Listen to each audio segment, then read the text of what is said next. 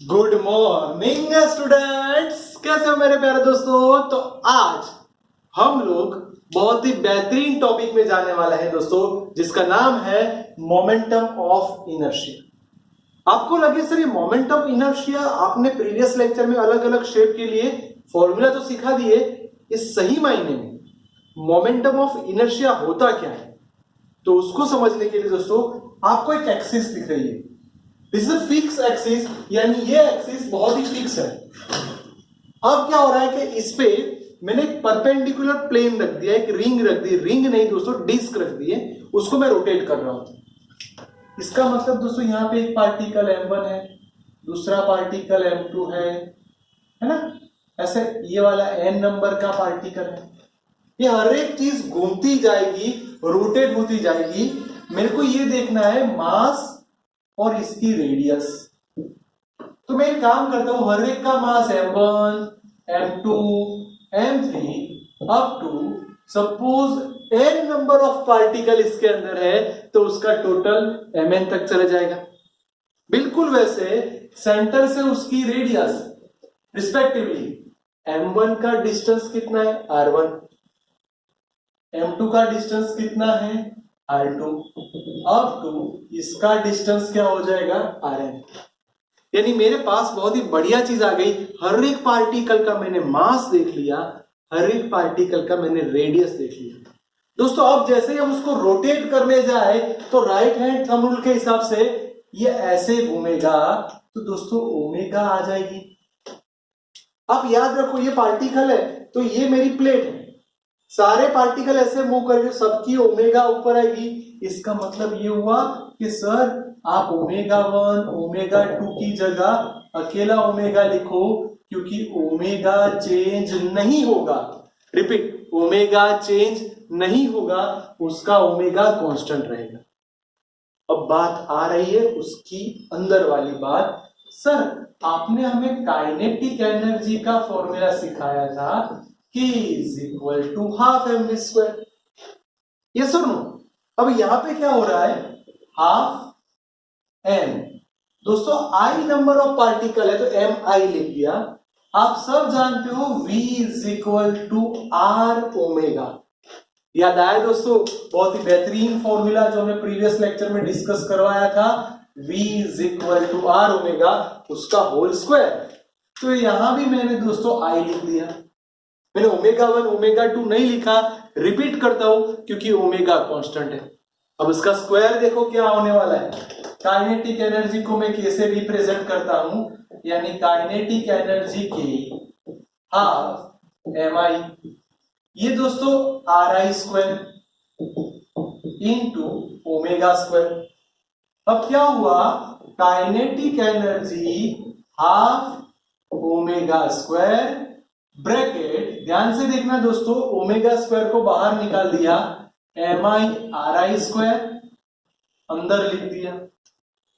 अब ऐसा क्यों किया दोस्तों, यही चीज मैं समझाना चाहता हूं। इसको इसलिए अंदर रखा कि अब मैं बहुत लंबा फॉर्मूला हर एक पार्टिकल के लिए सोचूं, तो half omega square constant m1r1 square plus m2r2 square up to mn square हो जाएगा। जितने भी नंबर ऑफ पार्टिकल हो गए सबकी बात करनी पड़ेगी। तब हमारे मैथ्स वाले दोस्त आ गए, मैथ्स वाले दोस्तों ने बोला हाफ ओमेगा स्क्वायर, यहां पे लिख दो आई, रिप्रेजेंट कर दो I is equal to sigma M I R I square. जो मैथ्स वाले बच्चे उनको समझ में आ गया कि सर हर एक का आपको लिखना ना पड़े, इसलिए आपने सिग्मा डिफाइन कर दिया। ध्यान से देखो, M I R I square, यानी अगर मैं इसको अच्छे से लिखूं, देखना मजा आएगा, is equal to half I omega square. दोस्तों इसको मैं बोलूंगा रोटेशनल काइनेटिक एनर्जी। रिपीट मेरे प्यारे दोस्तों, रोटेशनल काइनेटिक एनर्जी। और अच्छे से देखूं तो kinetic energy in linear motion क्या था, हाफ एम वी स्क्वायर। इसका मतलब दोस्तों ये समझ में आया कि जो काम मास करता है वो काम इनर्शिया करेगा।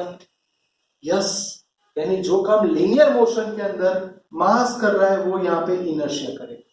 सर इनर्शिया का मतलब आपने अभी इच्छे से लिखो तो मैं इसको लिख दूं मास इनटू, इसको बोलूंगा परपेंडिकुलर डिस्टेंस, आप उसको रेडियस भी बोल सकते हो, मास इनटू परपेंडिकुलर डिस्टेंस का स्क्वायर उसका समेशन। बस हो गई मेरी डेफिनेशन मेरे प्यारे दोस्तों। इसके हिसाब से मैं डेफिनेशन बना जा रहा हूं, देखना, the sum of the term obtain multiplying, पहले फिर से, the sum of the term obtain the multiplying of masses of individual particles। देखो 1 2 3 masses of individual particle of a rigid body with the square of, repeat मेरे प्यारे दोस्तों, with the square of their perpendicular distance। repeat, mass into the square of perpendicular distance from axis is called momentum of inertia. मजा आ गया, एक नई definition, नया concept देख लिया कि सही मायने में सर मोमेंटम ऑफ इनर्शिया होता क्या है। और आगे देखते हैं दोस्तों कि सर उसको लीनियर मोशन के साथ कंपेयर करो। ये अकेला काइनेटिक एनर्जी नहीं, बहुत सारे फॉर्मूला, जैसे कि लीनियर मोमेंटम के अंदर आप जानते हो P is equal to mv, तो L यानी angular momentum, L is equal to m की जगह I, v की जगह ओमेगा, तो रोटेशन मोमेंटम के अंदर ये मिल जाएगा। सर लीनियर मोशन में याद करो न्यूटन सेकंड लॉ, आप धक्का मारते हो वो ऑब्जेक्ट आगे जाता है, यानी बात कुछ ऐसी रही, F is equal to mass, जबकि अभी जो डिस्कस हो रहा है tau is equal to IR, यानी मेरे पास अब बहुत ही बढ़िया हो गया, उसका यूनिट देखना है। बोलो मास का यूनिट क्या आएगा दोस्तों, केजी, परपेंडिकुलर डिस्टेंस का यूनिट मीटर स्क्वायर, तो मेरे पास यूनिट आ गया KG into metre square. Energy में चले जाते तो उसके हिसाब से joule into second square. Sir उसका एमएलटी भी रेडी हो गया। बात ये चल रही है कि मोमेंट ऑफ इनर्शिया चेंज होता है, किस किस बातों पे ध्यान रखना पड़ेगा, शेप, साइज, वॉल्यूम। तो वही चीज दोस्तों कि सर पोजीशन ऑफ एक्सिस, ये एक्सिस ऐसी है, थोड़ी इंक्लाइन होगी, पैरेलल भी हो सकती है एक्सिस, कौन सी एक्सिस के साथ वो रोटेट हो रहा है, एक्सिस ऐसी है और ऐसे रोटेट हो रहा है, एक्सिस ऐसी है और ऐसे रोटेट हो रहा है, ऐसे रोटेट हो रहा है, यानी कौन सी एक्सिस से साथ रोटेट हो रहा है।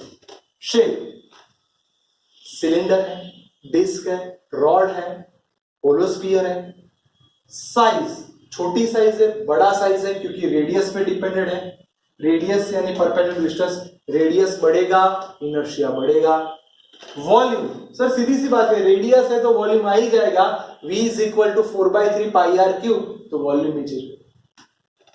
मास डिस्ट्रीब्यूशन, क्या वो सॉलिड है, जैसे हमने बोला अर्थ, वाटरमेलन सॉलिड है, फुटबॉल हमारी सिंपल सी बॉल है ना, जो अंदर से उसके अंदर एयर होती है वो होती है होलोस्फीयर।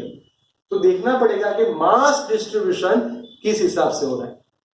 और दोस्तों कि सर जो काम फाइनली मेरे माइंड में आ गया, लीनियर मोशन में मास करेगा, वही चीज रोटेशनल मोशन में मोमेंटम ऑफ इनर्शिया करेगी। अब क्या कर सकते हैं दोस्तों, अब एक काम करो, एक रिंग ले लो, अब रिंग के हिसाब से प्रूव कर सकते हो, तो चलो हम लोग इसके साथ जुड़ जाते हैं और रिंग के लिए याद करते हैं। तो सिंपल सी बात, अभी हमें काइनेटिक एनर्जी के हिसाब से देखना है, तो क्या हो सकता है, तो काइनेटिक एनर्जी का formula K is equal to half mv square, K half m। Sir अभी आपने कुछ सिखाया कि sir v is equal to r omega, तो यहां पे लिख दो r ओमेगा होल स्क्वायर। अब नजदीक हो दोस्तों, ध्यान से, half m r square omega square, ये हमारी काइनेटिक एनर्जी हो गई। अब इसको मैं कंपेयर करूं इसके साथ जो हम फॉर्मूला लेके आए थे, तो kinetic energy K is equal to half I omega square.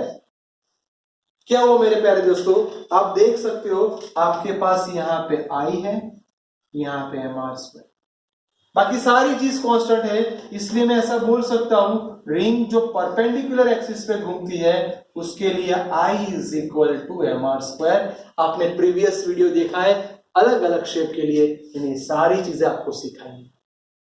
और आगे बढ़ते दोस्तों, यही चीज में एक बहुत बढ़िया कंसेप्ट आ रहा है कि सर काइनेटिक एनर्जी का formula K is equal to half I omega square. अगर यही चीज आप टाइम के रिस्पेक्ट में डेरिवेशन ले लो, चलो स्टार्ट करो दोस्तों। सिखाया था dk by dt half I, बोलो ओमेगा स्क्वायर का आप कैसे करोगे? जो पावर है वो आगे आएगी, एक पावर कम होगी, 1 नहीं लिखोगे तो चलेगा। फिर ओमेगा का बाकी, ओमेगा का टाइम के रिस्पेक्ट में डेरिवेशन। याद करो दोस्तों, इसको हम कुछ बोलते हैं, ये हमारा अल्फा हो जाएगा। So dk by dt is equal to half I two omega alpha. अब दोस्तों देखो 2 भी कट हो गया, इसको हम पावर बोल सकते हैं। याद करो वर्क बाय एनर्जी, वर्क यानी काइनेटिक एनर्जी सेम हो गया। So power is equal to I omega alpha. Sir power का फॉर्मूला ऐसे लेके आए, आपको लीनियर मोशन में याद है पावर का formula P is equal to F ही था, उसका आपने काइनेटिक एनर्जी में किया तो बोलो F की जगह क्या लिखोगे? सर F तो टॉर्क हो जाएगा यानी टाउ, वेलोसिटी की जगह ओमेगा। तो आपको दिख रहा है आपके सामने 2 इक्वेशन और आ गए। चलो दोस्तों इन दोनों को कंपेयर करते हैं और कुछ नया ढूंढते हैं। तो मैंने क्या किया, इन दोनों को कंपेयर किया, I omega alpha is equal to tau omega. दोस्तों ओमेगा ओमेगा कट, यानी alpha is equal to tau by I. तो आप इसको देख के समझ सकते हो कि alpha proportional to tau, alpha inversely proportional to I. क्या समझे? इनर्शिया बढ़ेगा अल्फा कम होगा, टॉर्क बढ़ेगा अल्फा बढ़ेगा। सर यही कंसेप्ट आपको समझना था कि inertia inversely proportional to alpha and the torque is directly proportional to alpha. तो बहुत ही बढ़िया 3 चीज हो गई। जो सस्पेंस दूसरा था, रेडियस ऑफ गायरेशन। अगर हमारे पास एक सॉलिड ऑब्जेक्ट है और उसके लिए हम लिखना चाहते हैं तो आपने लिखा था, जैसे अभी आपने सीखा था I is equal to m1r1 square, क्या बोला था m2r2 square up to mn square. अब बच्चों आप सब जानते हो कि मास तो सबके इक्वल है, क्योंकि ये रिजिड बॉडी है और मैंने ऐसा सपोज कर दिया सबके मास इक्वल है, तो ये हो जाएगा ओनली m। अब मैं उसको समझू कि सर एक मास का m, वैसे n पार्टिकल है तो total mass m is equal to ma। Yes और नो? बोलो मेरे पास टोटल मास रेडी हो गया। जैसे ही मेरे को टोटल मास मिल गया, मैं फिर से ये फॉर्मूला में आ गया।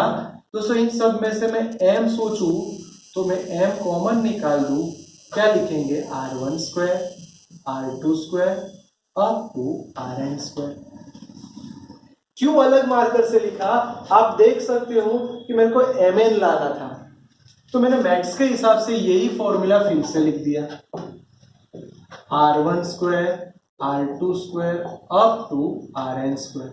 मैं n से डिवाइड कर रहा हूं, n से मल्टीप्लाई कर रहा हूं। दोस्तों n से डिवाइड किया, n से मल्टीप्लाई किया, बोलो ये क्या हो गया? दोस्तों ये हो गया हमारा कैपिटल M।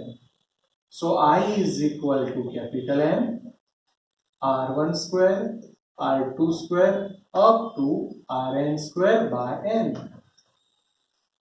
बस बस बस दोस्तों यही चीज को मैं बोलूंगा एवरेज रेडियस स्क्वायर। यही चीज को मैं बोलूंगा r1 square r2 square up to rn square by n। दोस्तों वही चीज को मैं बोल दूंगा k स्क्वायर। यहां पे जो मैं बोलना चाहता हूं, जो हमारा k है, so k is equal to radius of gyration.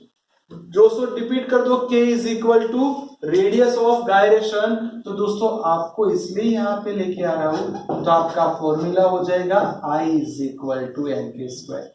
Repeat, यहाँ पे k is equal to radius of gyration. Repeat मेरे प्यारे दोस्तों, k is equal to radius of gyration, क्योंकि इसमें अलग अलग एलिमेंट अलग अलग रेडियस पे होंगे तो सबका हमें एवरेज लेना पड़ेगा। क्या लेना पड़ेगा? एवरेज लेना पड़ेगा। सर नया वर्ड आया, रेडियस ऑफ गायरेशन। दोस्तों इसका यूनिट क्या होगा? सर जो यूनिट रेडियस का होता है वही यूनिट रेडियस ऑफ गायरेशन का होगा। एमएलटी बनाना चाहो तो उसका भी एमएलटी ऐसा ही आ जाएगा। बोलो, देख सकते हो दोस्तों आपके साथ सारी चीज क्लियर है। अब उसको पक्का कर दो, परफेक्टली कर दो, इसको अच्छे से लिख दो तो आपका पूरा काम बढ़िया हो जाएगा मेरे प्यारे दोस्तों। एक बार अच्छे से प्रिपेयर करो, लिखो, तब जाके वो क्लियर होगा।